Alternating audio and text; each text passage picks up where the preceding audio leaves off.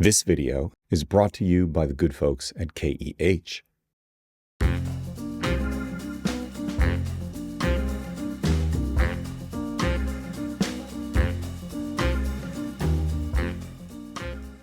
Hey everybody, I'm Hugh Brownstone for Three Blind Men and an Elephant, and we are in an undisclosed, and it will remain undisclosed location in Washington, D.C., because it is my pleasure to introduce you to Chuck Kennedy.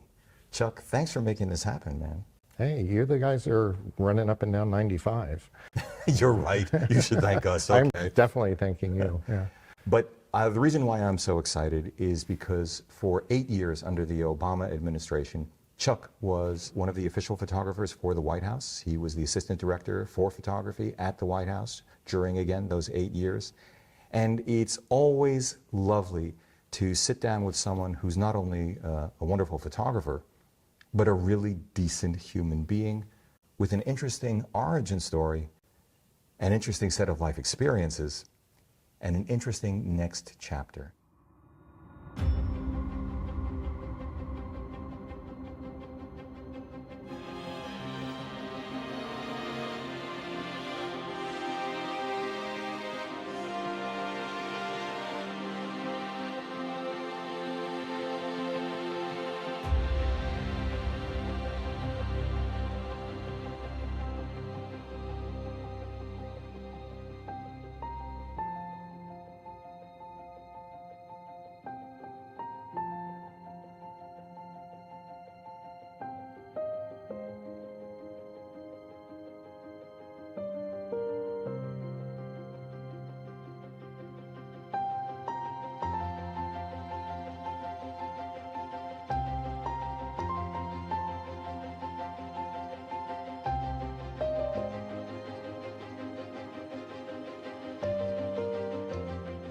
So, Chuck, again, thank you. And let's just start with who you've been since 2008.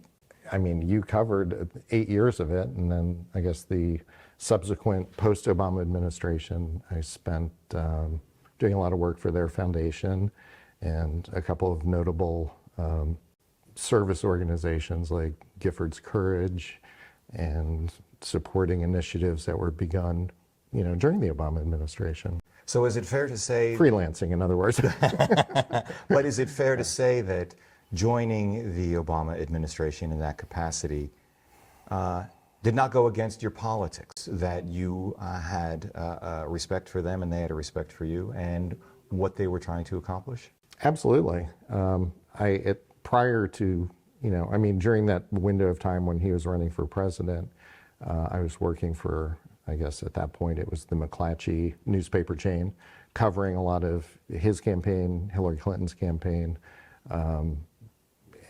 and I guess as far back as 2004 when I first saw him speak at the Kerry Convention in Boston, which was sort of an eye-opener because I was just like, who's this guy from Chicago? And I'll say kid because, we're roughly the same age, and back then he was a child.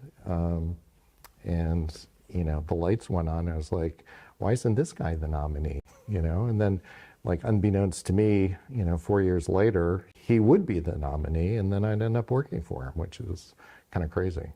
Well, I gave you very short shrift when I said that you were an official photographer at the White House, because I don't think very many people truly understand what that means on a day-to-day basis and over the course of the 8 years. So could you spend a little time walking us through that? The purpose of the organization, the photo office, is to capture and document, virtually everything public and a lot of private things that the president and the first family do. All of those photos end up in the National Archives. I think the five of us collectively shot about 4 million photos, which kind of makes my eyeball hurt a little bit. You guys are trigger Actually, happy. We weren't, because we're in a lot of very quiet, private, sometimes tense situations where, where somebody would normally shoot 200 frames, we would shoot 10 or 12. And it was really more about reading the room and what was happening and body language and cameras were sort of quiet then, not as quiet as now. So you really kind of wanted to pick your moment. Well, you were shooting with DSLRs then, so there was an actual mirror involved. Yeah, there's a lot of clunking around. Yeah. I think we started out got through the entire first term on 5D Mark II Canons, and then I had that. And then we went to 5D Mark IIIs, almost coincidentally, at the second term, the timing just worked out to replace them all. And surprisingly few breakdowns over that 8 years, Well, the Canon was an was a uber good reliable product. camera. Yeah. They'd had many, many years to refine and perfect that particular body. I mean, my entire career has been primarily with Canon or Leica or some combination of those two things at You different shot times. with Fujifilm for a while. I did. And I loved them for certain things, but I was, moved on to kind of where I started out so I could use some old lenses. So did everyone who was on the photography team use Canons as well? Yeah, we all use the same stuff. I mean, that makes a lot of sense because it's all interchangeable. If one needs to borrow a lens. Yeah, I mean, there's that, and just the consistency so that, everything, on the back end was, similar and consistent color-wise, toning, things like that. That's absolutely true. I mean, there are differences in color science, not only when it comes to the sensor, but the lenses themselves. I'm sure you experienced that. Were there any particular moments that stand out for you during that 8-year period? There are certain events that are memorable or certain trips for whatever reason, be it my photo, somebody else's photo, a good meal shared with friends, whatever. But the thing that, like once the president or first lady was on stage, it became more interesting to look into the audience and see how people were responding to them or on the rope line or whatever. And I mean, there was a couple of times with Mrs. Obama, in fact, and one memorable time in Philadelphia where she was on the rope line, and there's like a 10 or 12-year-old girl who pretty much stopped breathing out of excitement, and we were all sort of like, it's okay, you can breathe. To see, the energy that people got from them, I think is at times more interesting than following them specifically. So do you think you tripped the shutter more often than the number of miles you flew during those 8 years? I don't know. I flew a lot. Big blue and white planes are definitely a good way to travel, especially in 2023. For those who don't know, and that means most everyone who's going to be watching this, what did a typical week look like for you? So several of us kind of had a rotation going amongst ourselves, mostly so that we could plan our, future and personal lives, for when people wanted to do pesky things like attend a child's performance or something. And so like whoever had that week, when it was kind of their duty week, night times, weekends, trips to the golf course, domestic trips, all of those things would sort of fall to that person. And between the three of us, it just made it like a sane way to keep it equitable. So nobody was like, like if you had a special connection to a city, then we would usually step out and let the other person go. If your family lived in Philly, for instance, and it just worked out. Tried to keep it fair, equitable, and, interesting. But I mean, like, our day would start, my day would start before the president would come down from the residence. I'd look through his schedule, the first lady's schedule, sometimes the VP and Dr. Biden's schedules, and make sure that, if there was going to be a large scale event, how many of us would be there, who was going to have to do the 500-person photo line, who was going to work, and, and just kind of like, so that the day just ran smooth and we all kind of came in the door and kind of knew what needed to be done. And we got through the day, whatever that meant. And sometimes there were some, things you didn't plan for that pop up, but that's the nature of it. It strikes me that this was not exactly a 9-to-5 job. No. I mean, I think typically I'd be there by 8 o'clock in the morning and, 5, 6, 7, 10 o'clock at night, just sort of depended on what they were doing and what needed getting done. At any time during that 8 years, did you see things or were you in a place where you felt fear? No. Fantastic to be able to say that. No. I mean, the sort of, street sense slash news sense of someone who's experienced a lot of situations, you can run scenarios in your head where you think this could be really bad, but I would never say that, like outright fear, no. Outstanding. I mean, other than the fear of having to organize, say, the entire cabinet and every cabinet secretary, the president and vice president into a photo. This is a funny story. I once told Mrs. Obama that prior to doing this, like group photos of more than 4 or 5 people used to intimidate me, and then suddenly you've got effectively the entire U.S. government, in front of you, and after the 10th or 12th or 16th frame, the president goes, one of those must have worked, and then you're like, yeah, hope you're right.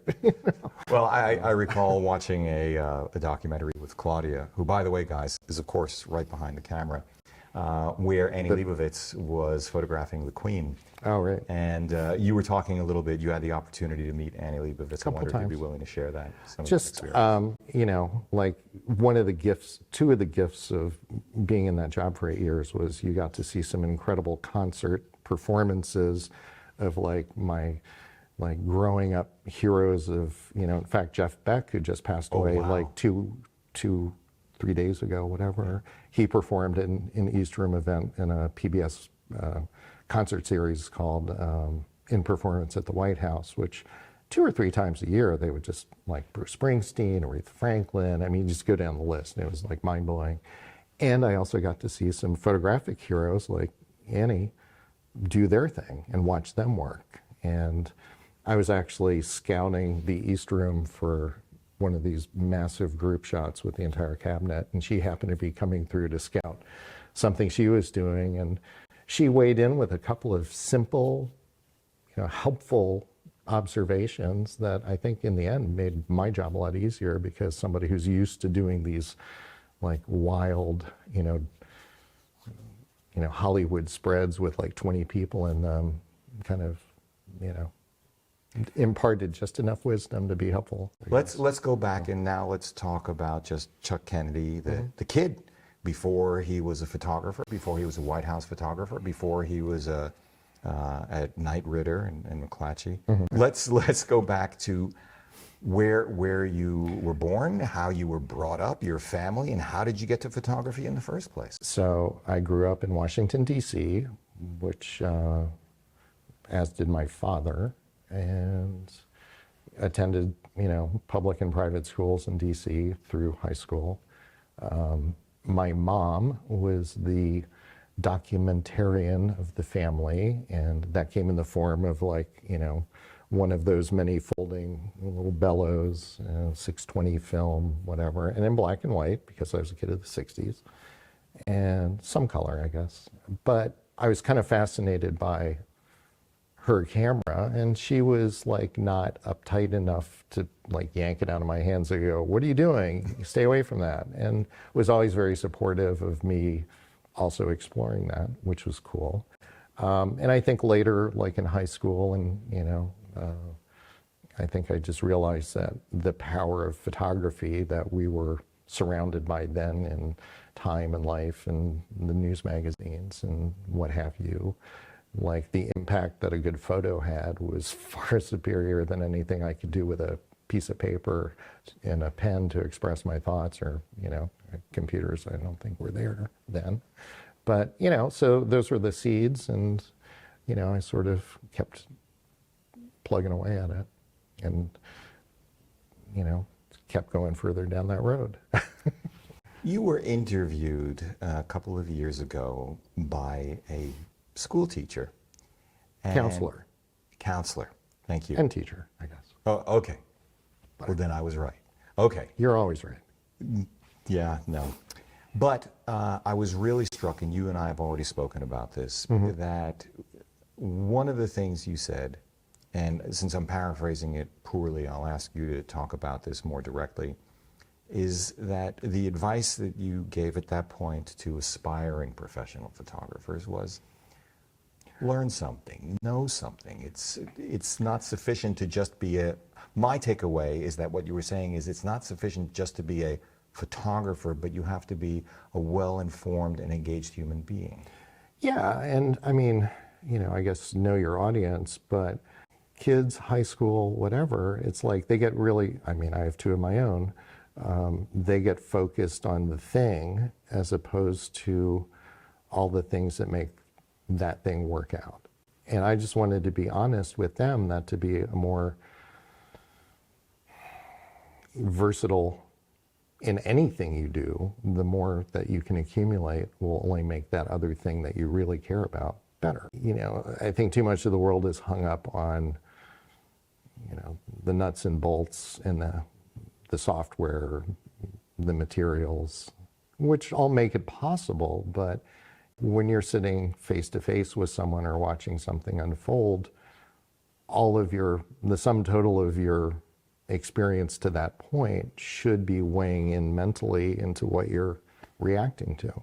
I've said many, many times, for those of you who know the channel, you've heard me say this ad nauseum, there's no such thing, I say, as objectively great art.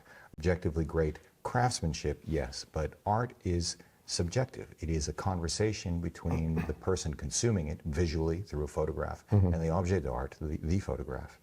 And I was struck by you saying you should know things like history. For instance. That is, for instance, so that you are bringing an awareness to the situation, and that changes what you see and what you choose to frame and capture. And hopefully give some context. And in the case of being a kid growing up in Washington, D.C., where you sort of, either accidentally or on purpose see history happening, and then gifted with the responsibility to record that, you want to have a little perspective, I think is helpful. I love that phrase, gifted with the responsibility to record that.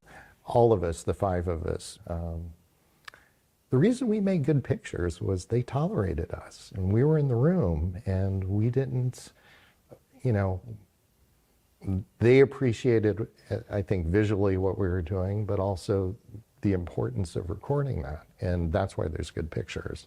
I mean, I'm pretty good, I usually get what I need, but it's a gift. It's definitely a gift, that trust. That's the word. So Chuck, let's get into some of your photographs. Let's start with this one, Obama's inauguration. Yeah, so I was technically still working for McClatchy at that point of time. I had covered the president's campaign, the then president's campaign. And as soon as election night had as soon as he had won, I knew the next thing was I had to start planning for the inauguration. And that was probably the second or maybe the third or fourth inaugural I had ever covered, working in Washington. It's sort of a staple. And during Bush's second inaugural, which would have been the one before this, I was on that railing up, like as a rear shot looking down towards the Washington Monument. And I remember 4 years prior thinking it looked like a yard sale down there. And that from the front, from the public angle and from the TV network feeds, you would just see like the podium and the hand in the air. And I thought, look at all those cables and teleprompters and microphones down there. Why hasn't anyone ever put a camera down there? And literally, that's like one of the thoughts you have when you're half freezing to death and you have 5 hours to kill and you're just like, shifting on your heels trying to stay warm. And after, 4 years later, after President Obama was, the president-elect, I went to work to get permission to create this angle that had never really been done, and being able to set up a remote there. And oh, that's interesting, because I'm looking at this, I'm seeing it's a very wide angle lens, and I'm figuring you're, 3 feet away from them on your belly? Well, this was the funny thing, is prior to this point, it had only ever been shot with, 600 millimeter lenses from press stance. And you A, lost the intimacy, and B, the sort of shameless leverage I pulled out of someplace to argue the need for this photo was that I was afraid Sasha would not be visible. Because she was a little girl who's now as tall as I am. And you can see her standing on a box. Yeah. So that was sort of one of my, pseudo arguments that got some wind and helped make the argument that should go ahead.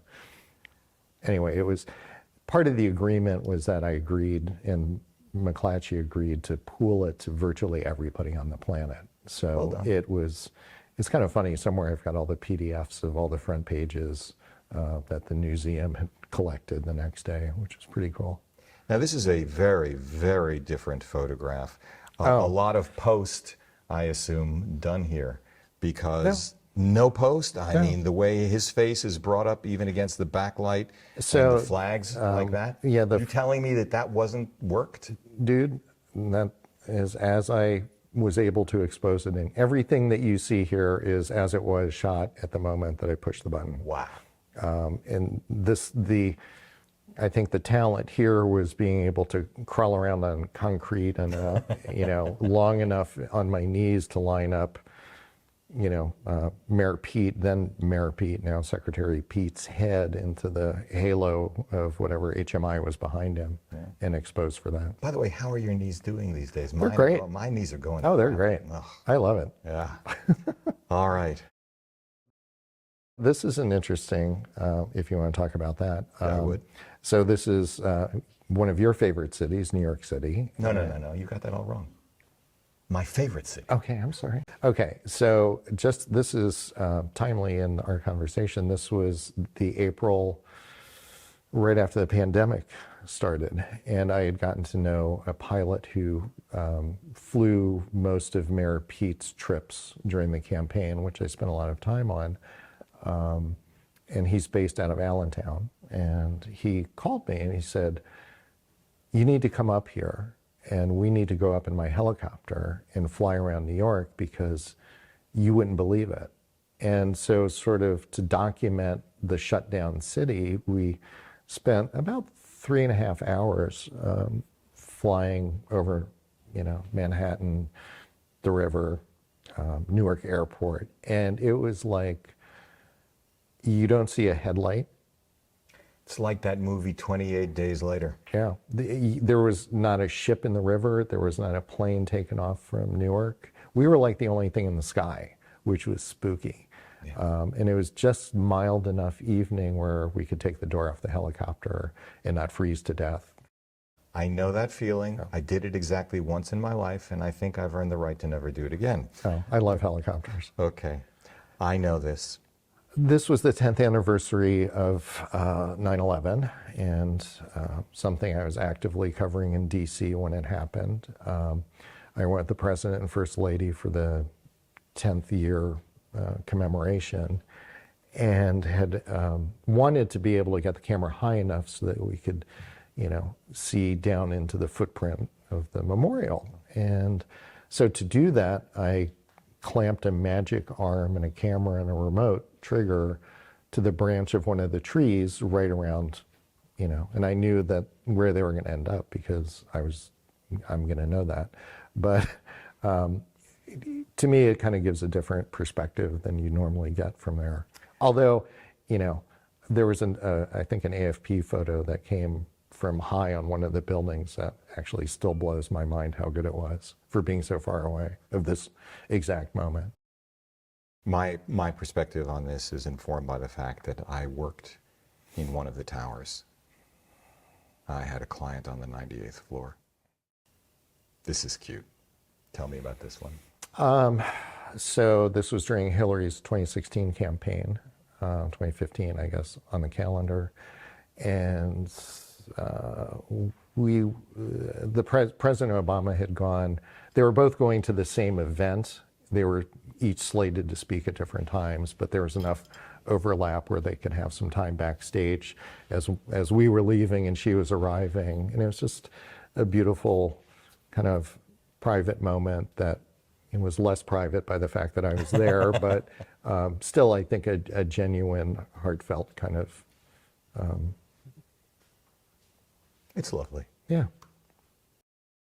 Okay. Wow.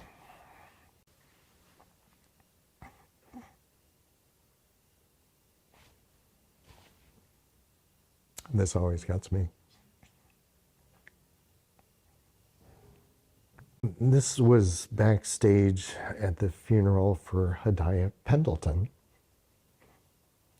who was gunned down in Chicago. Just that moment between Hidayah's mom and Mrs. Obama before the service actually began. And she had marched in their inaugural parade, and then like 2 weeks, a couple weeks later, she was killed.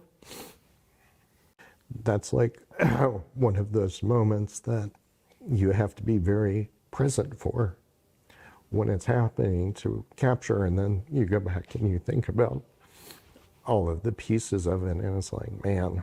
We surfaced the question of there being moments in your life that affected, really impacted who you are as a human being. Mm-hmm. In order for you to capture this, you had to already be who you are today. Mm-hmm. But having captured it and being able to relive it, it amplifies those qualities of you that made this possible. Mm. Tell me about this one. So there was National Geographic, I think, had asked Mrs. Obama to participate in some photo thing that was a wider, it was like a public event kind of thing. And so we were having the discussion of like, what would Beau do? Like how would Beau handle this? And then we all sort of joked, well, he would want a selfie. And we're out walking on the South grounds with Beau, and then, she just like Mrs. Obama plops down and she and Beau do a selfie together. This is a very meta photograph. But it was very organic. This was not set up. It was mostly just like the several of us who were participating and making this happen. Just, it was a fun, happy moment. The thing that keeps coming through in the photographs that you share with us about the Obama family and their administration is that these are, again, like you, profoundly decent and empathetic human beings. They're some of my favorite people on the planet, those Obamas and those Bidens. Yeah. Definitely. All good folks. Oh, wow. Let's talk about this one. So I probably spent, 50, 60%, 40, 50, 60% of my time traveling with Mrs. Obama and supporting her events, her initiatives. And one of the trips that she had done was to visit the school in Topeka, Kansas, where the Brown versus Board of Education case to desegregate happened. And the school was, had this kind of like time capsule of the way the school appeared and was, constructed back then. And so I guess the National Park Service interpreter, historic interpreter was leading the tour, and like they stopped to talk, and I couldn't believe the profound,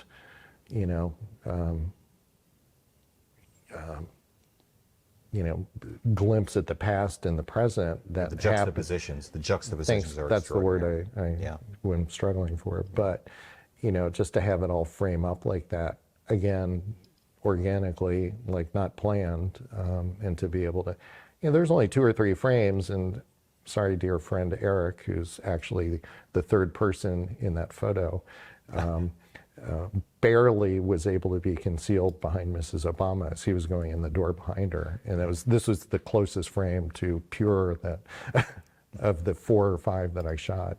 It's an exceptional thing, isn't it, to not obliterate history, but to leave it in place for all to see. Yeah. Well, Chuck, yes, this has been a wonderful and extraordinarily limited walk through some of your work, but I think what it does do very well is help people who are watching this understand who you are and how... I'm still trying to figure that out. Oh, stop it. and how who you are informs your photographic sensibility. So thank you for sharing that with us. Guys, I'm sorry, you want to say something? No. Thank you for letting me start to have some clarity of, thinking back on some of these specific moments. tears aside. No, not tears aside. They're important. For Three Blind Men and an Elephant, I'm Hugh Brownstone, Chuck Kennedy. See you next time.